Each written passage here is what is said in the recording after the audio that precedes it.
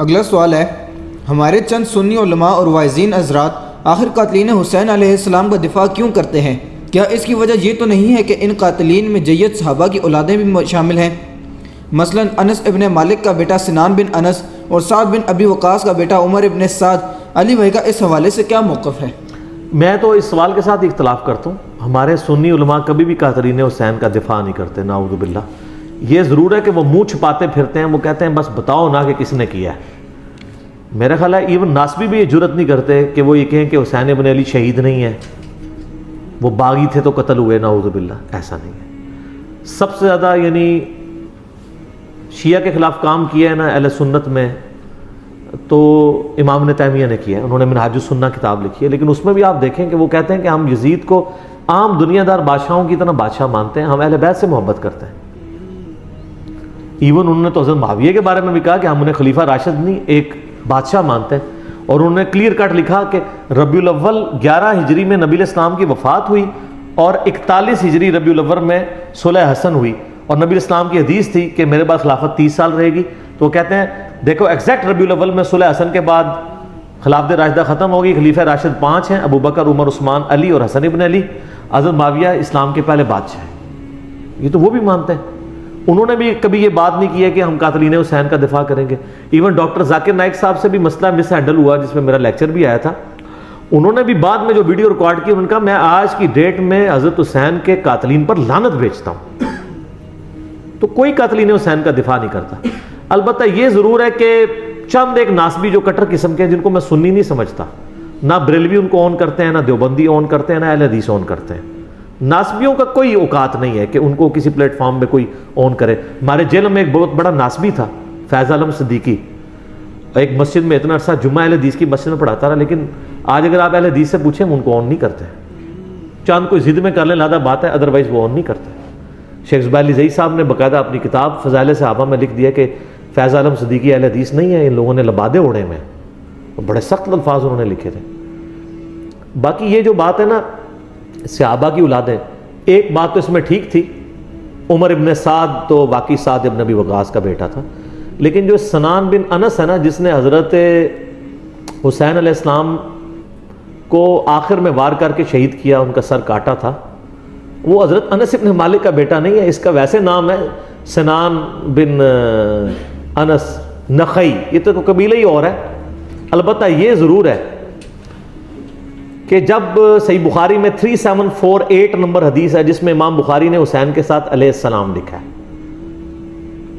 جو دارالاسلام والوں نے عربی والے سے نکال دیا ہے، لیکن اسلام 360 میں، سعودی عرب کی کتابوں میں، دارالکتب العلمیہ کی کتابوں میں، سعودیہ کا جو مکتبہ تو شامل ہے اس میں بھی علیہ السلام موجود ہے، لیکن سارا نہیں نکالا۔ بخاری میں جہاں حضرت فاطمہ کے ساتھ علیہ السلام لکھا ہوا ہے وہ ابھی بھی دارالاسلام والوں کا موجود ہے، نکالا نہیں ہے۔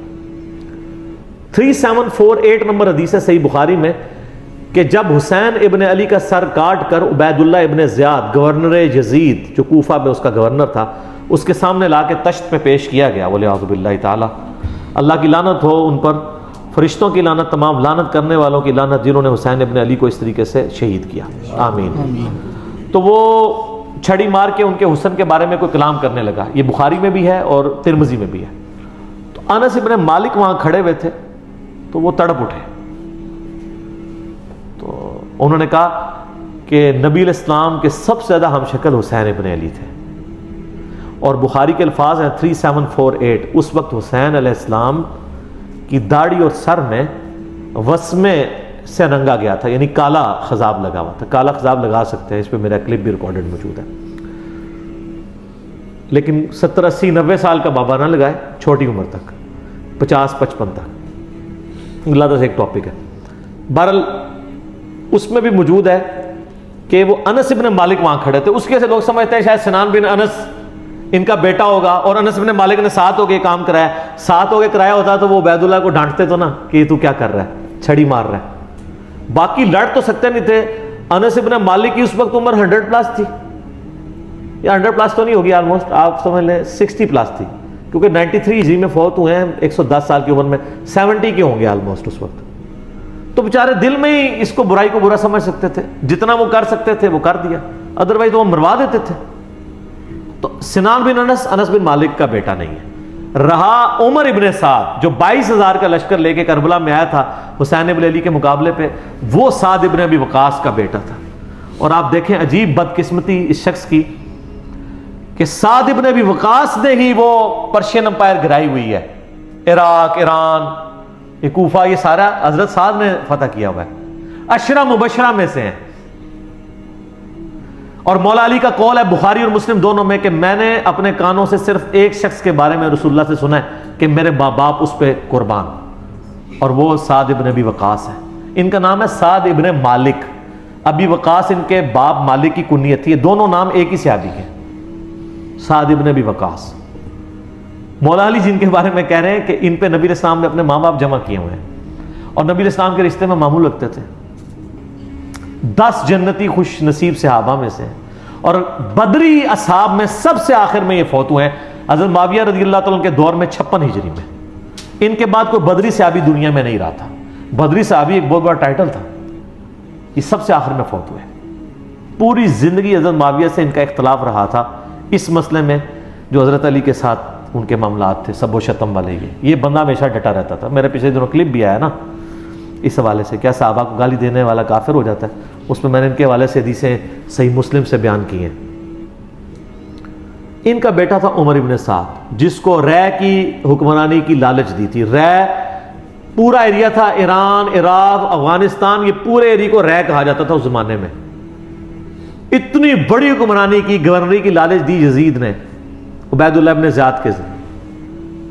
باپ دیکھ لو سعد ابن ابی وقاص، جو مولا علی سے محبت کرنے والا، سنن نسائی الکبریٰ میں موجود ہے۔ 2 تابعین ملنے آتے ہیں سعد ابن ابی وقاص کو اور کہتے ہیں، سعد ابن وقاص ان کو پہلی بات یہ کرتے ہیں کہ میں نے سنا ہے کہ تم حضرت علی کو گالیاں دیتے ہو۔ ان کا معاذ اللہ، ہم کیوں دیں گے؟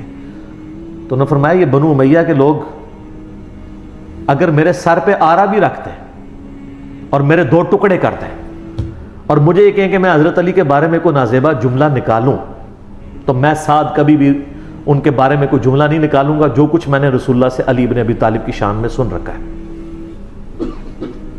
صحیح مسلم میں حدیث موجود ہے نا، حضرت معاویہ نے ان کو کہا ہمارا معاویہ نے حکم دیا، تو اس میں الفاظ انہوں نے انکار کر دیا۔ تو حضرت پھر معاویہ نے کہا تمہیں کون سی چیز منع کرتی ہے کہ تم علی بن ابی طالب پہ سب و شتم نہیں کرتے؟ ان کا معاویہ میں نے 3 فضیلتیں علی کے بارے میں ایسی سنی ہیں، مجھے ایک بھی مل جاتی تو بہت تھی۔ پھر انہوں نے کہا وہ پہلی فضیلت غزوہ تبوک کے موقع پر علی کی میرے ساتھ وہی نسبت ہے جو ہارون کی موسیٰ کے ساتھ تھی، مگر میرے بعد کوئی نبی نہیں۔ دوسری فضیلت خیبر کے موقع پر کل اس شخص کے ہاتھ میں جھنڈا دوں گا جو اللہ اور اس کے رسول سے محبت کرتا ہے، اللہ اور اس کا رسول اس سے محبت کرتے ہیں۔ ہم پوری رات اس خوشی سے سوئے نہیں کہ کون ہوگا وہ بندہ، علی کو دیا جھنڈا۔ اور مسلم میں آگے الفاظ ہیں کہ حضرت عمر کہتے ہیں مجھے پوری زندگی رشک رہے گا کہ اس دن جھنڈا مجھے نہیں ملا، علی کو ملا۔ اور تیسری فضیلت سن معاویہ، جب نجران کے عیسائی آئے تو آیت مباہلہ نازل ہوئی، آیت نمبر 61 آل عمران کی، تو نبی علیہ السلام اپنے بچوں میں سے حسن و حسین، فاطمہ اور حضرت علی کو لے کے اور کہا اللہ میرے یہ اہل بیت ہیں۔ یہ تینوں فضیلتیں، اور ابن ماجہ میں ایک چوتھی فضیلت بھی ہے کہ آپ نے غدیر خم پہ فرمایا تھا من کنتم مولاہ فہذا علی مولاہ، میرے پاس ان میں سے کوئی ایک بھی ہوتا تو بہت تم مجھے علی کے بارے میں بات کرتے ہو۔ یہ باپ تھا علی کا صحیح شیعہ، علی کی پارٹی کا بندہ، علی کا چاہنے والا، پوری زندگی ڈٹا رہا، اور بیٹا آگے سے کیا نکلا ہے تو کوئی مسئلہ نہیں۔ حضرت نوح پیغمبر کا بیٹا کافر نکل سکتا ہے، تو حضرت سعد کا کیا مقام ہے حضرت نوح کے مقابلے پہ؟ یہ بیٹا تھا عمر ابن سعد، اور اس کے جو لچھن ہیں وہ شروع سے ہی برے تھے۔ آپ مسلم شریف اٹھائیں نا، مسلم شریف میں بالکل اینڈ پہ نا آپ کو ایک چیپٹر ملے گا کتاب الزہد، دنیا سے نفرت پیدا کرنے والی حدیث ہے۔ اس میں انٹرنیشنل نمبر کے مطابق ایک حدیث ہے، یہ میں چونکہ مجھے یاد اس لیے میں نے کافی لوگوں کو بتائی ہے، 7432 صحیح مسلم میں۔ ابھی یہ کربلا ہوئی نہیں ہے، کچھ بھی نہیں ہوا، حضرت سعد ابن ابی وقاص بھی زندہ ہیں۔ تو سعد ابن ابی وقاص اپنے کھیتوں میں ہل چلا رہے ہوتے ہیں یا وہ بیج والا کام کر رہے ہوتے ہیں، تو وہ ان کے ساتھی کہتے ہیں، اتنے میں ان کا بیٹا سامنے سے آتا ہے۔ تو حضرت سعد جب اپنے بیٹے کو دیکھتے ہیں عمر ابن سعد کو، تو کہتے ہیں اے اللہ اس سوار کے شر سے میں تیری پناہ میں آتا ہوں، حضرت صاحب کو پتا تھا اس بچے نے کیا کام ڈالنے ہیں. وہ اپنی زندگی میں اسی بیٹے کے شر سے اللہ کی پناہ مانگا کرتے تھے. کہتے ہیں جب وہ قریب آیا تو آتے اس نے کہا ابا جی لوگوں نے تو حکومت بانٹ لی, کوئی گورنر بن گیا, کوئی بن گیا, تسی ایتھے بیٹھے جناب حلوائی پہ کر دیو. ہائے ہائے ہائے. تو حضرت سعد بن وقاص نے اس کے عمر ابن سعد کے نا سینے پہ نا گھونسا مارا اور کہا کہ اللہ تعالیٰ کو پرہیزگار بندہ پسند ہے جو گمنامی کی زندگی میں مر جائے, جسے کوئی جانتا نہ ہو. تو یعنی وہ انہوں نے ایک گوشہ نشینی کی زندگی اختیار کر لی تھی. تو ان کو پہلی لیکن اس نے اپنے باپ کی نصیحت نہیں پکڑی, یہ پھر یزید کی لالچ میں آ گیا. اور پھر آپ دیکھ لیں جو کچھ اس نے, آج تک لوگ لانتے بھیج رہے ہیں. باپ کو لوگ رضی اللہ عنہ کہہ رہے ہیں. آپ شیعہ سے پوچھ لیں سعد بن وقاص کی کتنی وہ عزت کرتے ہیں. میں ابھی کل ایک کلپ وہ ایک شیعہ عالم تھے سید جواد نقوی صاحب کا سن رہا تھا, تو وہ اتنی تعریفی کلمات کہہ رہے تھے اور بتا رہے تھے کہ بھئی بیٹا یہ نکلا اور باپ کو دیکھیں, باپ نے ایران فتح کیا تھا, دوسری بڑی سپر پاور گرائی تھی, اور بیٹا آگے سے کیا نکلا. اچھا آپ دیکھ لیں کہ دین ایفرٹ کا نام ہے, یہ نہیں ہے کہ یہ وراثت میں ٹرانسفر ہو. انبیاء کی وراثت میں ٹرانسفر نہیں ہوئی ہے تو اور کس میں ہونی ہے؟ تو اس لیے ہم قطعاً نہیں کرتے, اور اہل سنت کے ہاں کوئی بھی نہیں ہے. مفتی منیب صاحب نے اگلے دنوں ایک مس ہینڈل کیا تھا معاملہ, تو پھر بعد میں پورا پرچہ پڑھ کے سنایا انہوں نے. اس پرچے میں تو آلموسٹ انہوں نے یزید کو کافر ہی کہہ دیا ہے, اور پہلے کہہ رہے تھے کہ جی وہ یہ پتہ نہیں کیا, مطلب یہ لوگ ان کے مفادات ہوتے ہیں اپنے. بہرحال جب ان کے سر پہ پڑتی ہے پھر یہ صحیح بات کہتے ہیں, جب سر پہ نہیں پڑتی پھر اور باتیں کرتے ہیں فیم حاصل کرنے کے لیے, الٹا بدنامی ہوتی ہے. ٹھیک ہو گئی. جزاک اللہ.